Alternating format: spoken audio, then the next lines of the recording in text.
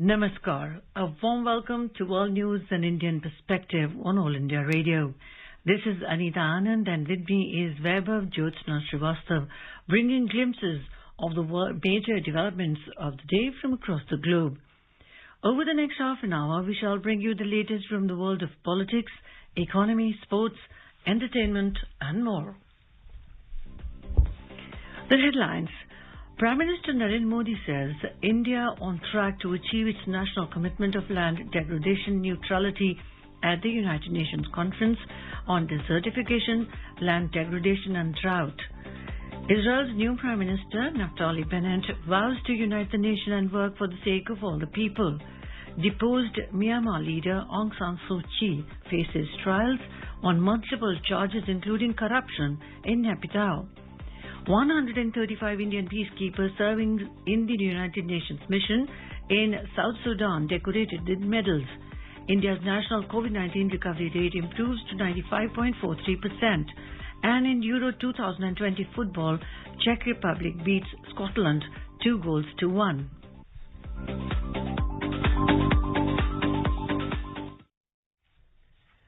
As many states are relaxing lockdown norms, we advise our listeners not to lower their guard as COVID-19 pandemic remains a threat to our health. Please stay at home unless it is essential to go out and continue to follow the 4 simple steps. Wear a face mask, maintain 2 gaz ki duri for social distancing, focus on hand and face hygiene and get vaccinated. For any COVID-related information and guidance, contact national helpline numbers 01123978046 and 1075. And now the news in detail. Prime Minister Narendra Modi on Monday said India has taken a lead to highlight land degradation issues at the international fora. The Prime Minister was virtually addressing a UN high-level dialogue on desertification, land degradation and drought. Mr. Modi said around 3 million hectares of forest cover had been added in India over the last 10 years. He said this has enhanced the combined forest cover to almost 1/4 of country's total area. We are also working towards restoring 26 million hectares of degraded land by 2030. This would contribute to India's commitment to achieve an additional carbon sink of 2.5 to 3 billion tons of carbon dioxide equivalent. We believe that restoration of land can start a virtuous cycle for good soil health, increased land productivity, food security, and improved livelihoods. Mr. Modi pointed out that land degradation affects over 2/3 of the world today. Land is the fundamental building block for supporting all lives and livelihoods. And all of us understand that the web of life functions as an interconnected system. Sadly, land degradation affects over 2/3 of the world today. If left unchecked, it will erode the very foundations of our societies, economies, food security, health, safety, and quality of life. Therefore, we have to reduce the tremendous pressure on land and its resources. Israel's new Prime Minister Naftali Bennett has vowed to unite the nation frayed by 4 elections and 2 years of political stalemate. He said his government would work for the sake of all the people. He added that the priorities would be reforms in education, health and cutting red tapeism. Mr. Benjamin Netanyahu, Israel's longest-serving Prime Minister, will remain the head of the right-wing Likud party and become leader of the opposition. The new coalition was approved with a thin majority of 60 against 59 with 1 abstention.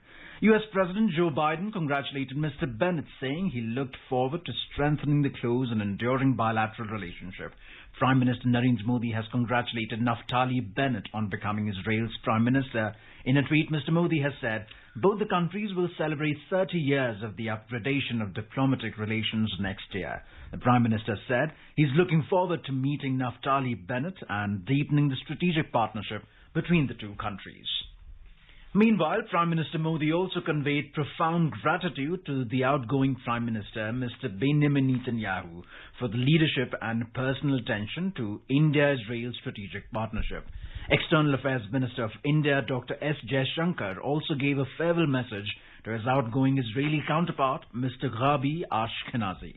Foreign Minister Ashkenazi, my friend Gabi, I join many of your friends and well-wishers to convey my best as you complete your tenure as Foreign Minister of Israel. The trial of ousted Myanmar leader Aung San Suu Kyi is underway 4 months after a military coup removed the elected government from office.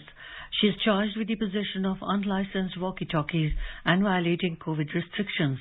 Later trials will focus on allegations of corruption and breaking the Official Secrets Act also. Human rights groups have condemned the trial, describing it as an attempt to stop her running in future elections. Suu Kyi, aged 75, has been held under house arrest since the 1st of February coup in Myanmar and has little been seen or heard of her apart from her brief court appearances. Another trial will begin on 15th of June over sedition charges. The charge carries a sentence of up to 14 years imprisonment. Last week, she was handed additional corruption charges over allegations that she illegally accepted $600,000 in cash and around 11 kilos of gold. 135 Indian peacekeepers serving in the United Nations mission in South Sudan, UNMISS, were awarded with medals on Monday. The UNMISS, in a statement, said that it was a day for rejoicing and to relish for Indian and Sri Lankan peacekeepers serving with the United Nations mission in South Sudan. Lieutenant General Shailesh Tinaikar, the peacekeeping mission's force commander, was in bold to salute the peacekeepers and pinned the medals to the proud chests of 135 Indian and 103 Sri Lankan blue berets. Lieutenant General Tinaikar congratulated the officers for their contributions toward the fulfillment of the UNMISS mandate in the challenging environment. Now in today's Hotspots section, we bring you a discussion on the recently concluded G7 Leaders Summit, in which Prime Minister Narendra Modi attended 3 of the outreach sessions virtually. In conversation are Atul Aneja, International Affairs expert, and Manas Pratham Bhuyan, journalist. As you know, Prime Minister Sri Narendra Modi spoke at 3 outreach sessions at the summit of the Group of 7 Richest Nations, which is better known as G7. So Mr. Aneja, in his virtual address at a session on open societies and economies, our Prime Minister said India is a natural ally for G7 in defending democracy, freedom of thought and liberty from challenges like authoritarianism, terrorism, violent extremism, disinformation, infodemics, and economic coercion. So how do you see Prime Minister's remarks at a very, very important, crucial session at the G7, which was joined by top leaders of world's 7 richest nations? Manas, extremely important intervention because we have to see the context in which the Prime Minister made his remarks. And the first thing is that, as I see it, this is the first major meeting which is now looking at the post-COVID world and trying to define the rules of a post-COVID. This is the first one. This will be followed by G20, and there are other meetings as well. So this is setting the tone for the new narrative, the new post-COVID narrative. And over there, in this context, there is a problem. And the Prime Minister did not say it, the joint statement did not say it, but really it's the rise of China, which is the backdrop, that the liberal democratic order the world over is challenged by the rise of China and especially its recent policies, as we have seen, starting from the East China Sea down to Ladakh and elsewhere. So this is the context in which these remarks are made, that the liberal democratic order come together and defend its core values to shape post-COVID world. And therefore, when Prime Minister talks of disinformation, for example, but my interpretation is that we've had the virus coming from China, that is the coronavirus coming from China, but there is a lack of transparency about the origins. He's not talking about China directly, but I would say when you use the word disinformation, there could be a reference to that, may or may not be, but my view is that this possibly could be. And when you talk about terrorism, and there is a reference, a subtext to it, which is terrorism which the world faces from epicenter like Pakistan and Afghanistan area or the AFPAC area. So there are veiled references, but the core, it is not necessarily confrontational kind of an approach versus China or Pakistan, but essentially flagging a few major points that the liberal order must come together, strengthen itself, and face these challenges right now. What happens while you face these challenges is unsaid because, we'll see how the world evolves.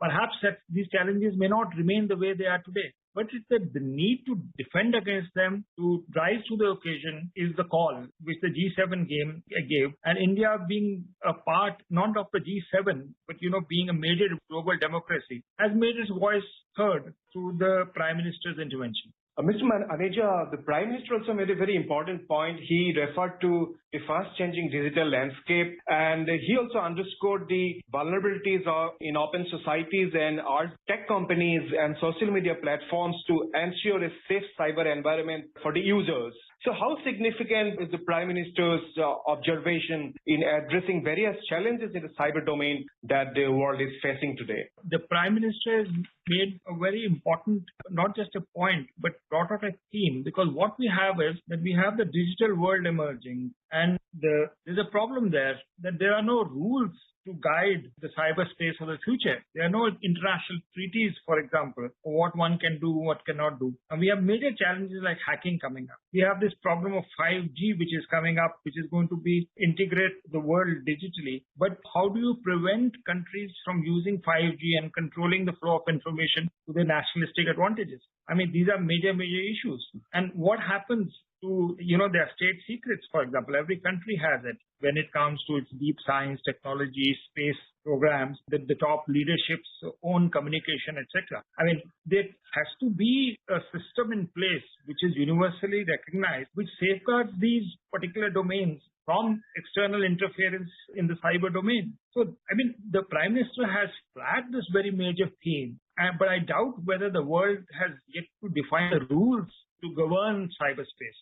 So what would be the rules of governance of cyberspace? I think is a very important and a valid point which the Prime Minister has made, increasingly so when a country like India is going out of the way to bridge the digital divide and use technology for the upliftment of its people. Exceptionally important both from a domestic and international point of view. Mr. Aneja, speaking at a separate session on climate change, the Prime Minister also pitched for a collective action in dealing with the challenges emanating from climate change. The Prime Minister particularly spoke about the need of the developing countries for better access to climate financing. He also called on G7 to meet its promise of allocating $100 billion annually in climate finances. So do you see it as a strong push by the Prime Minister in ensuring united global effort ahead of the COP26?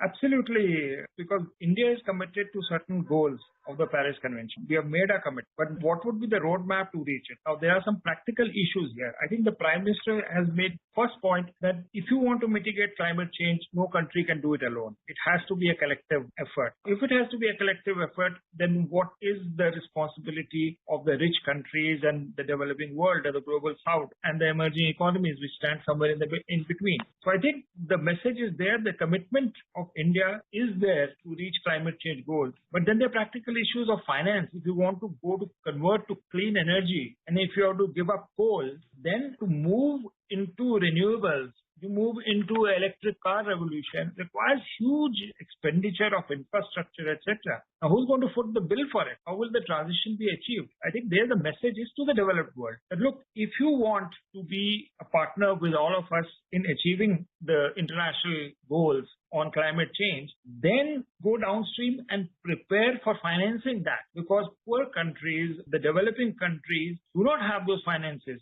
And unless there are those finances, and not only finances, but also I think the skills that are required, the infrastructure that is required, which are going to cost. So you must be prepared to foot that bill as well, or at least share in that bill. I mean, nobody's asking for donations from the rich countries. But, if you want a sustainable world and climate change problems to be mitigated universally, because again, the main point is that no country is an island. You have to do it collectively. Then there are major structural changes in the financial architecture which are required to do that. And I think the Prime Minister made it very clear. His small, short, but very loaded remarks at the G7 summit. I think on issues like climate change, there is also a channel of engagement with countries like China. Because unless you get those countries on board, you can't do it, address this massive problem on your own. And China traditionally been the biggest emitter of CO2. So there is also an olive branch here, I would say, in some way, on global issues such as climate change. There is an opening for engagement with China. It is always welcome while we have transitional problems, hopefully, with countries like China. Mr. Aneja, another important point that Prime Minister Narendra Modi ji made at the first outreach session, a proposal by India and South Africa at the WTO to lift patent on COVID-19 related technologies. And his call was, according to MEA, received very well by the leadership, the G7. Several leaders supported Prime Minister's call. So do you see India leading efforts in ensuring affordable vaccination globally? How do you see India's overall role in calling for facilitating vaccines across the globe to the poor countries, Africa, etc.? Manas, we were on that road, before the second COVID wave hit us. That is India as the pharmacy of the world and the vaccine headquarters of the world. We were on that track till we were badly hit by the second wave, which upset all the plans. But now we are getting back from here. And India and South Africa together flagged need for mass production of vaccines and to be produced cheaply, which means actually it is a confrontation with the big pharma, holds the patents for many of the vaccines. And unless there is a waiver or a suspension, I would say, for a time-bound period to mass produce the vaccines, that is to lift the patents and intellectual property rights on some of these vaccines, you can't locally produce them to the scale that is required and at the cost that is required, which is affordable to the rest of the world. So I think India has, and with South Africa, we must give credit to South Africa as well, which incidentally was also part of the G7 discussion as a non-G7 country, to take this forward. And I think what had happened prior to the G7 summit was that we had the support of the United States on this, and which was a sort of a big boost to this campaign to lift the patents on vaccines. Of course, WTO has to work on a consensus. So while the United States supported us and strengthened India and South Africa's hand, we still have big problems in, getting support from the European Union countries. So unless you get everyone on board, that is in the WTO, it doesn't move forward. So I think G7 summit has been forward-looking in that direction. And we already have the Australian Prime Minister supporting it fully during the summit. That is the initiative of India and South Africa. Now, I was in a way very curious about Angela Merkel applauding Prime Minister Modi's observations. Now that leads to a question. Is Germany getting on board? Because Germany was so far resisting the lifting of intellectual property rights and patents. If that has happened during the summit, that's a big breakthrough. As a key observer of geopolitical developments, Mr. Aneja, how do you see G7's push for infrastructure development in least developed countries under its ambitious Build Back Better World B3W initiative? Manas, I think it's also called Blue Dot Initiative, if I understand correctly. This is obviously the huge infrastructure kind of a undertaking. It is very welcome news because the world needs infrastructure. And even if you have China's Belt and Road covering certain geographies, it's just not enough. It is very much required to set a new template for infrastructure development. So there has to be rule-based lending, how to prevent countries from falling into debt traps, for example. That was exposed during China's Belt and rollout. So this will be a new model, the Blue Dot infrastructure focus. And this will be also private sector driven, if I'm not mistaken. And there's going to be transparency about it as to how the funding goes, entire downstream chain from lending to execution of the project. So I think it's a great initiative. Right now, in the global context, I think it would be a competition or a competitor to China's Belt and Road. I think it's required. My only problem here is that as a concept, there is no problem. But do kind of billions, hundreds of billions of dollars be mobilized by the private sector? Yeah, I was in China before I came to India and see that, China has these massive state-owned enterprises and what are called policy banks, which could mobilize these funds and sort of channel it. Plus also you have the AIIB, Asia Infrastructure Investment Bank. India is incidentally a part of that, which was doing lending, which is more transparent. When the private sector has its own free will to comply or not to comply, will the Blue Dot initiative have that sustained level of funding that is required for such a massive undertaking? These will be the challenges which will come on the way. So it requires a massive collaborative effort in terms of raising the funds and the execution, the engineering of it. It is a fantastic initiative, but the devil, as I say, will lie in the detail. Mr. Anijal, how do you see overall outcome at the G7 summit, and what do you think how PM's message was received by the top global leaders at the key meeting in the UK? How do you see India's overall role in tackling various global challenges facing the globe, and how G7 actually treated India and inviting India at the high table and then involving it to resolve various crises that the world is facing? How do you see India's overall involvement in G7? First thing, I see it as a pivotal and a very fundamentally important meet, because this is the start of the post-COVID world, and how the liberal democracies have to set the rules of the game and not authoritarian regimes. I think that is the context in which it started. I think India earned its place in the G7 high table. Nobody did India a favor, to be honest. Well, India is required, being a liberal democracy, being an emerging economy, and being a potential vaccine headquarters of the world in the case of global health system. I think India earned its place. I think Prime Minister also made a reference that if you want now a viable multilateral system, then you have got to make changes in it. And perhaps there was a hint there that the UN Security Council thing also should follow. That is India's membership in the UN Security Council. So overall, extremely important. And India being invited and use the opportunity, push its agenda and the global agenda forward. So that was excellent. Second thing is, I think it's the starting of a process, Manas, because it's going to be followed up by the G20, bigger body and more decision makers. If it goes, the message of G7 goes into G20, that will be a big achievement in terms of shaping the global agenda. So the downstream impact of the G7 meeting, I think, is tremendous. And we will see this process unfolding. I think the message also goes to China. And I would anticipate that at some point, there will be a dialogue which will begin with China. Thank you, Mr. Aneja, for a detailed perspective into G7 summit as well as India's involvement in various decision-making processes at the bloc. Thank you so much. Thank you.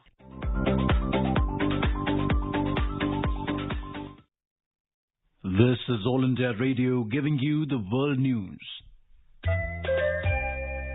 The centre is disseminating awareness of national helpline numbers for the benefit of citizens during the COVID-19 pandemic. The helpline number of the Health and Family Welfare Ministry is 1075. The Child Helpline number is 1098. For senior citizens of Delhi, Karnataka, Madhya Pradesh, Rajasthan, Tamil Nadu, Telangana, Uttar Pradesh and Uttarakhand, the helpline number is 14567. The helpline number of National Institute of Mental Health and Neurosciences, NIMHANS, for psychological support is 08046110007. Ayush COVID-19 counselling helpline number is 14443, and MyGov WhatsApp help desk number is 9013151515.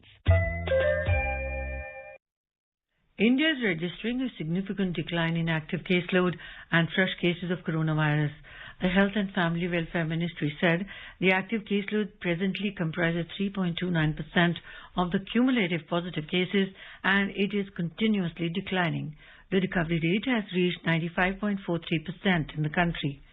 On the vaccination front, India has administered over 25 crore 48 lakh COVID vaccine doses to the beneficiaries so far.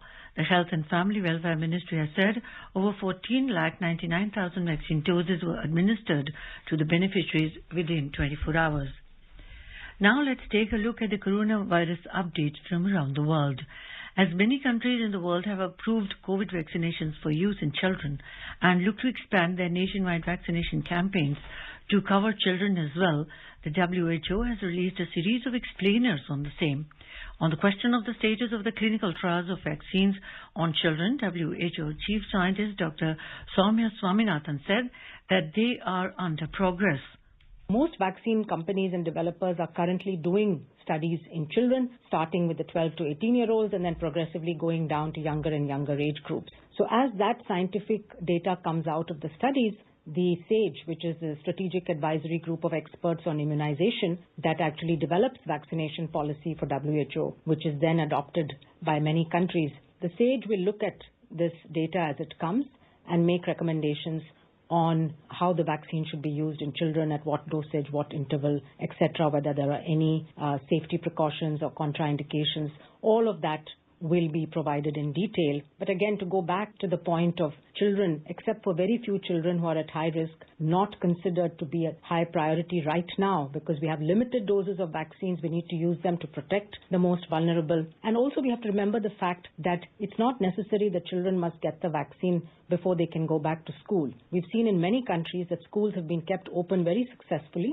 and as long as the adults who are working in the school environment are vaccinated and adults in the community are getting the vaccine so that infection rates start dropping, then by following the other public health measures that have been advised for school safety, schools should be able to reopen safely. The government of Bangladesh has extended the closure of the land border with India for passenger travel till 30th of June to contain the spread of coronavirus in the country. However, the border will remain open for the movement of cargo between the two countries. The Sensex and the Nifty today logged marginal gains to hit record highs. The Sensex closed above the 52,500 mark while the Nifty settled above the 15,800 level. The rupee depreciated 20 paise against the US currency, and Brent crude extended gains to trade above $73 per barrel. A report from the Business World. The Sensex at the Bombay Stock Exchange climbed 77 points or 0.15% to finish at 52,552. The Nifty at the National Stock Exchange also added 13 points or 0.08% to close at 15,812. In global equity markets, Asian stocks closed mixed as investors were waiting for further catalysts and cues amid high valuations of share prices. Equity markets in China, Hong Kong and Taiwan remained closed for a holiday. Japan's Nikkei 225 gained 0.7% and South Korea's Kospi added 0.1%, while Singapore's Straits Times slipped 0.2%. And in the sports roundup, All India Radio brings you the latest news updates from the world of sports through the day. In football, at the Euro 2020, Czech Republic beat Scotland 2-0 in their first Group D encounter. Elsewhere, Austria beat North Macedonia 3-1. Earlier, the Netherlands won 3-2 against Ukraine in a thrilling match. With less than 40 days left for the Tokyo Olympics, Indian players are gearing up for the event. In the Olympic series today, we will talk about India's fencing hope for the Tokyo Olympics, Bhavani Devi. Hello everyone, I am Bhavani Devi, saber fencer from India. Born on the 27th of August in 1993 in Chennai, the exceptional fencing player Bhavani Devi is a name to reckon with. She has created history by becoming the first Indian woman fencer to qualify for the Olympics. Bhavani Devi has lent a new identity to India in the discipline of fencing and has earned praise at the international level for her hard work and gumption. In 2012, Bhavani won her first individual bronze medal in the Junior Commonwealth Championship at Jersey, whereas the team won the silver medal. Bhavani Devi bettered her performance in the 2014 Asian Games in the Philippines and went on to win the silver medal. She became the first Indian to achieve this feat. A year later, she won the silver in the Under-23 Asian Championship in Mongolia and the Flemish Open in Belgium. In 2017, in Canberra, Bhavani created history by winning the gold medal in the Senior Commonwealth Fencing Championship and becoming the first Indian to do so. Bhavani Devi attributes her success to her parents. My parents, I think only because of them I could able to push myself harder to overcome all those situations. Currently, Bhavani Devi is rigorously preparing for the Tokyo Olympics. She mentioned about her possible chance and her ongoing preparation for the Olympics. This Olympics is going to be a very special day for me, the day I fence on the Olympics. I think this is going to be the first time where at least most of the Indians will watch fencing and will watch me play my match. And the nation hopes that she will bring laurels in the Tokyo Olympics. The entire nation wishes all the success to Bhavani Devi at the Tokyo Olympics. Manoj Singh Rana for Sports Desk. A quick look at the headlines once again. Prime Minister Narendra Modi says India on track to achieve its national commitment of land degradation neutrality at the United Nations Conference on Desertification, Land Degradation and Drought. Israel's new Prime Minister Naftali Bennett vows to unite the nation and work for the sake of all the people. Deposed Myanmar leader Aung San Suu Kyi faces trials on multiple charges including corruption in Naypyidaw. 135 Indian peacekeepers serving in the United Nations mission in South Sudan decorated with medals. India's national COVID-19 recovery rate improves to 95.43%. And in Euro 2020 football, Czech Republic beats Scotland 2-0. And with that, we end this bulletin. We will be back at the same time tomorrow with the next edition of World News.